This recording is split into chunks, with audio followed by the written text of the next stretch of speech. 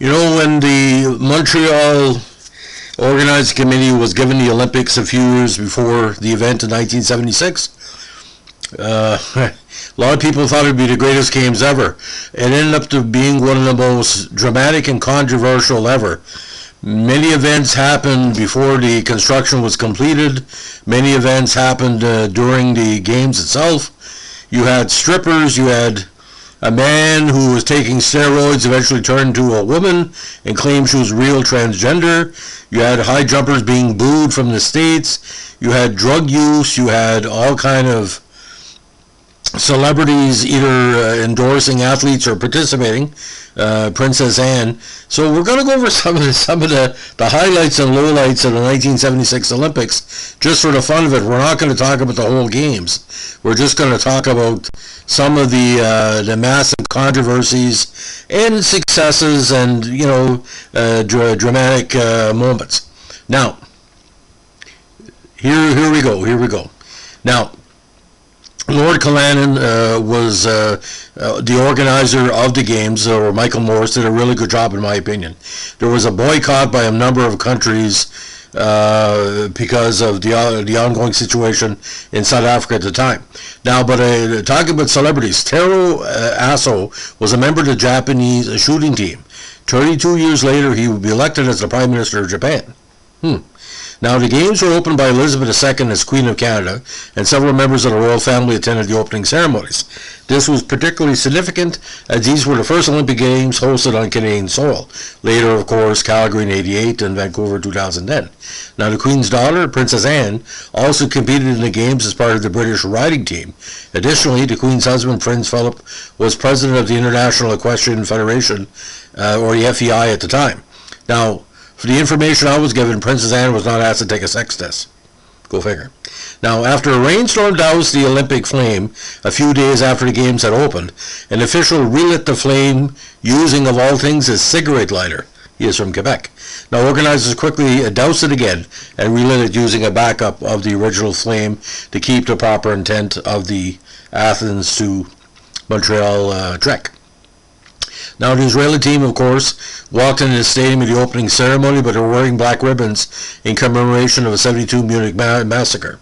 Now, various new women's events were added to the tenure, including basketball, a very good tournament, handball, and, of course, rowing. We saw the success of rowing at the 2020 Tokyo Games as ongoing. Now, Canada was the host country, of course. We finished with 5 silver and 6 bronze medals, majority of them in the pool. Now, this was the first time that a host country of a Summer Games had not won any gold medals. Now, this feat had occurred previously only in the Winter Games, 28 in Chamonix, France, and 28 in St. Moritz, Switzerland. This later occurred at the 84 Winter Games in Sarajevo, Yugoslavia, and again at the 88 Winter Olympics in Calgary, where again we were off the podium. We lost the Battle of the Brines. Now, because of the Munich massacre, security of these games was visible as it had been early in the year at the Winter Games in Innsbruck. This is probably one of the better secured games of all time. Now, the big star, of course, was Dania Cominic of Romania. At the time, she was 14 at the gymnastics event at the Montreal Forum. She became the first person to score a perfect 10 at the Games, including 7 10 scores and winning 3 gold medals, including all-around. The scoreboard could only hold 3 digits, and of course it showed up as 1.00. Now, the greatest runner in Cuban history, in my opinion, Alberto Guantarena, became the first man to win the 400 800 meters at the same time, same Olympics, and of course, record time. Now, Finland's Lassi Viren repeated the 72 double win in the 5,000 and 10,000 meters. He was the first runner to successfully defend a 5,000 meter win, which was since equaled by Britain's Mo Farah in 2016.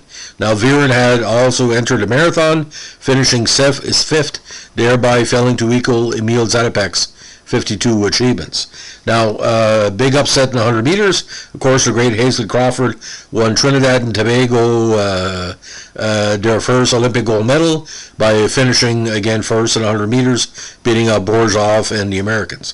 Now, Viktor Sanyev of the Soviet Union, great athlete, of course, won his 3rd consecutive triple jump gold medal, while the beautiful and handsome and talented Klaus DiBiase of Italy did the same in the platform diving event. Now, one of the controversies of the games was Boris Onashenko, who was a member of the Soviet Union's modern pentathlon team. He was eventually disqualified. It was discovered that he had rigged his épée to register a hit when there wasn't one. Because of this, the Soviet modern pentathlon team was disqualified. Due to his disqualification, it was suggested that he earned the nickname Boris Dishanchenko. However, many assumed he was a victim of the Soviet win-it-all mentality. Of course, the big sport of the games was boxing, where the great champions Sugar Ray Leonard, Leon Spinks, Michael Spinks, Leo Randolph, and Howard Davis Jr. each won gold medals in boxing. Now, this has been called by many one of the greatest Olympic boxing teams ever, and the United States boys, it was a pleasure to watch those fighters in actions. Now, all but Davis went on to become professional world champions, although he was a heavy contender for a number of years. Both Spinks were world champions at higher weights. Leon won the heavyweight championship from LE. Michael Spinks was the light heavyweight and heavyweight champion of the world. Sugar Ray Leonard won in the multiple weight classes, and of course, Leo won a title in the lower weights. Now again, like I said before, Princess Anne of the United Kingdom was the only female competitor not to have to submit a sex test. She was a member of their country's equestrian team. Now, in gymnastics, Shunde Fujimoto of Japan performed on a broken right knee and helped the Japanese team win the gold medal for the team event. Fujimoto broke his leg on the floor exercise, and due to the closeness in the overall standings with the Soviet Union, he hid the extent of the injury. With a broken knee, he was able to complete his event on the rings, performing a perfect triple somersault dismount, maintaining perfect posture.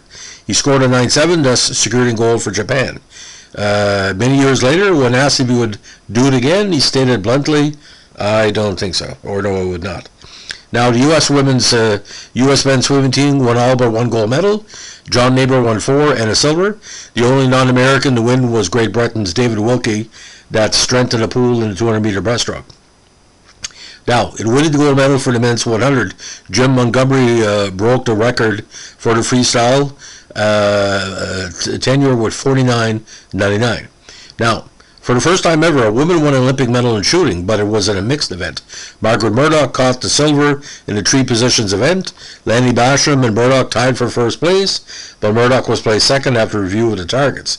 Basham suggested that 2 gold medals be given, and after this request was declined, asked Murdoch to share the top step with him at the award ceremony. Women had no separate shooting events at the time, and were allowed to compete with men. Now, Luann Orion won the women's archery gold for the States, and she had never competed at an international level event before. First time in. Now, Caitlyn Jenner, awarded as Bruce Jenner, won the gold medal for decathlon, setting a world record of 8,634 points. And there's some question if he was taking the Russian or the GDR or the West German cocktail of steroids to get there. Not for me to say, but I could say what I know, but I would be sued, so we'll drop it in there. Now, Alex Oakley, the Canadian race walker, became the oldest track and field athlete to compete in the Games. He was 50 years of age and taking part in his 5th Olympics. And I think he wore one of his older Team Canada jerseys, if I'm not mistaken.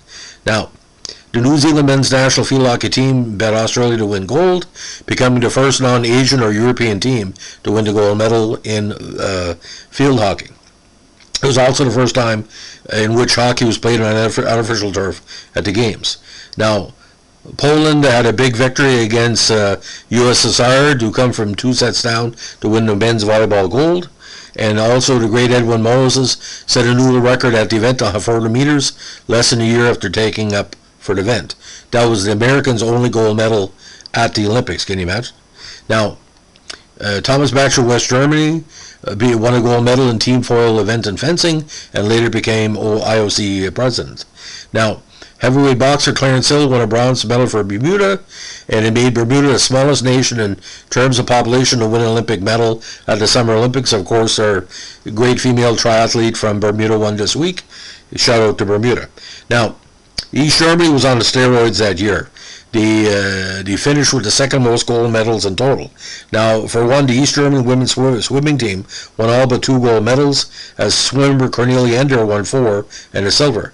However, the GER's achievements were later fundamentally undermined by exposure of a serious and systematic scheme of doping by the East German sporting authorities.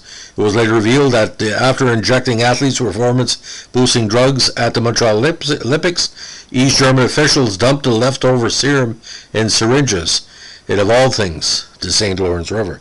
So that's some highlights and lowlights and controversial goings on. But what really stands out for Montreal for me too, silver medal by our great high jumper Greg Joy, the swimming venue, the excitement of the fans to see Canada do so well.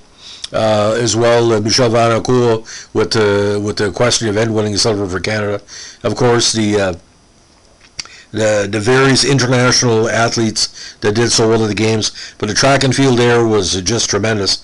And of course, the high jump competition, where Joy was second and the great Dwight Stones were third, but was getting booed because he was criticizing the media and too much water on the unfinished Olympic Stadium track. But the start of the games, of course, was Olympic Stadium, because no matter if it's a monstrosity or not, everybody remembers the Olympic Stadium, because it later was a location that the Alouettes won the Grey Cup, where Montreal lost to Rick Monday and the Dodgers in the 81, where Michael Jackson performed when Guns N' Roses performed, the famous Riot. So love it or hate it, the start of the Montreal Olympics was Olympic Stadium. And the other venues were great, but I was only 10 years old watching the games, and I became fascinated with the amount of volunteers and good efforts, even though the boycott because of the South African situation, but all I can say, even handball was exciting. All the sports we never saw. Team Canada did well for basketball that year, almost won a medal. To see again up and coming stars, but like people like Edwin Moses, see him as a young athlete, but the sequel was not 1980 in Moscow. The sequel was 84 in LA. And we saw some of the same athletes in 76 show up 84 in LA. And let me tell you something. But Canada not winning a gold medal on home soil, I mean, that happens sometimes. We weren't a strong Olympic team like we are now, because the women now are much stronger than the men on the Canadian level. And we see that in the results so far for Canada at the Olympics. So ladies and gentlemen, thanks for listening. If you like what we're doing here with our Vintage Podcast, give us a like, comment, or subscribe. And don't forget, if you're a member of the royal family, I don't think you need a sex test if you're at the Olympics, if that's an incentive. Have a good day. Bye.